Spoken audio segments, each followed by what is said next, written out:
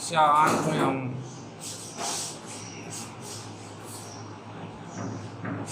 Preposition देख रहे थे, जिसमें हमने इनका, इनटू का और एट का हमने कर लिया, प्रीपोजिशन कर लिया था।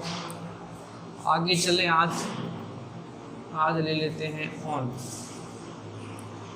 ऑन का मतलब क्या हो गया? ऊपर। जब कोई वस्तु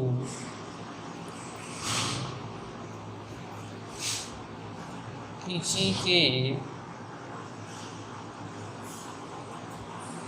ऊपर हो तथा स्पर्श करती हो। कब करते हैं उनका प्रयोग? जब कोई वस्तु किसी के ऊपर हो तथा क्या करती हो? स्पर्श करती हो। और त्योहार, उत्सव,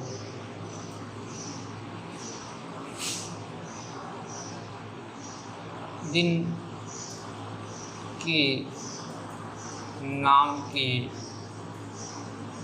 पहले ऑन का प्रयोग करते हैं। तो ऑन का प्रयोग कब करते हैं? जब कोई वस्तु किसी के ऊपर हो तथा स्पर्श करती हो। यानी टेबल पर अगर किताब पड़ी है तो किताब और टेबल दोनों आपस में क्या कर रहे हैं? स्पर्श कर रहे हैं। जहाँ ये स्पर्श करेगा वहाँ पर हमें किसका प्रयोग करना है? ऑन का। और साथ में त्योहार है, उत्सव है, शादी है, कोई भी दिन है, दिन के नाम है, उसके पहले भी किसका प्रयोग करते हैं? ऑन का प्रयोग करते हैं। तो विशेष बात यही ध्यान रखनी है कि इसका प्रयोग ऊपर के लिए होता है। इसी के साथ इसका एक और आता है, वो है अबाव। अबाव मने भी क्या होता है? ऊपर। और एक आता है ओवर। ओवर मने भी क्या होता है? ऊपर। देखो तीनों ही ओवर ऊपर है, गौर कर लो, तीनों ही ऊपर है, ठीक है ना। अबाउ भी ऊपर है तो ओवर भी ऊपर है। अब ये भी ऊपर, ये भी ऊपर और ये भी ऊपर। देखो ऊपर है, ऊपर है, ऊपर। इसका प्रयोग जब कोई सबसे अधिक ऊंचा हो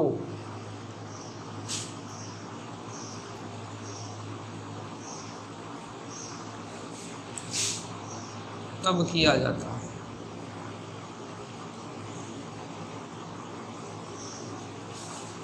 सबसे अधिक ऊपर हो, इसमें इस विशेषता क्या है? क्या करता है? स्पर्श करता है। ये अभाव बताता है सबसे अधिक ऊपर है, मतलब आकाश में तारे हैं, ऊपर आकाश में तारे हैं, तो सबसे अधिक ऊपर आकाश हो गया। तो ये सबसे अधिक ऊपर के बारे में बात करने के लिए किसका प्रयोग करना है? अभाव का। और ओवर,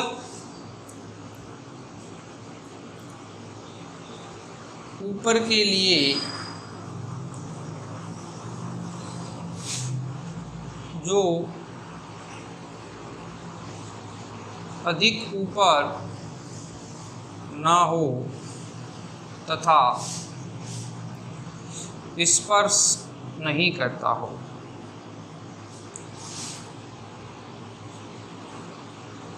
और समाप्ति के भाव में पूर्ण ढकने के भाव में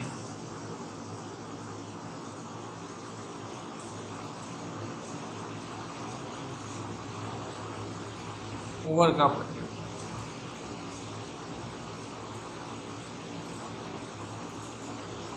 तो तीनों ही ऊपर है और तीनों ही अलग अलग है। फिर बोल रहा हूँ, तीनों ही ऊपर है, तीनों ही अलग अलग है। ये भी ऊपर, ये भी ऊपर और ये भी ऊपर। तो आप अगर ये कहो कि वह कुर्सी पर बैठा है, कुर्सी के ऊपर बैठा है, इसका मतलब वह कुर्सी से क्या कर रहा है, स्पर्श कर रहा है। वहां पर किसका प्रयोग करोगे, ऑन का। आप अगर ये कहो कि पंखा मेरे सिर के ऊपर है, इसका मतलब पंखा ऊपर तो है लेकिन स्पर्श नहीं कर रहा है, एक सीमित ऊंचाई पर है, वहां पर किसका प्रयोग करना है, ओवर का। ठीक है।